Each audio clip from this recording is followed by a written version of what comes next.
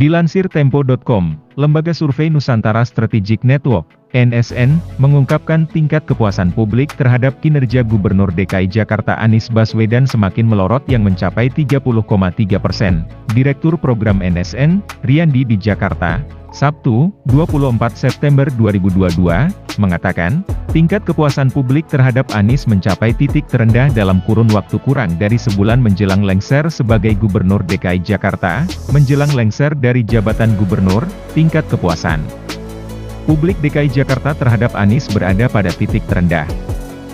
Setelah setahun terakhir selalu berada di bawah 40%, kata Riyandi, berdasarkan hasil survei NSN, sebanyak 58,8% atau hampir 60% responden merasa tidak puas terhadap kinerja Anies dan sisanya tidak tahu, tidak jawab sebanyak 10,9%.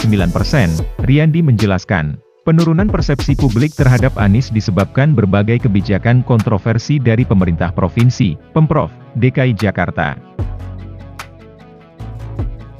Yang dilakukan Anies hanya mengubah nama-nama jalan dan mengganti istilah, tanpa ada hal-hal yang lebih substantif. Kata Riyandi, faktanya, Anies relokasi warga ke rumah susun, seperti Ahok.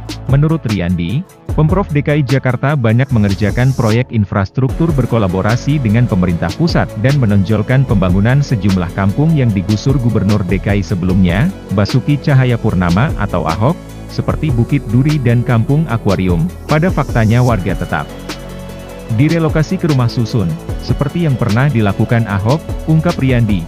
Hal kontroversi lainnya, Anies mengganti sejumlah istilah seperti rumah sakit menjadi rumah sehat, ulang tahun menjadi Jakarta Hajatan, hingga mengembalikan nama Batavia di kawasan Kota Tua. Pembangunan fisik yang digaungkan oleh Anies lebih berupa proyek mercusuar, yaitu sirkuit balap Formula E dan Jakarta International Stadium, JIS. Proyek sirkuit Formula E dan JIS lebih kental aroma politisnya ketimbang fungsionalnya, tutur Riyandi.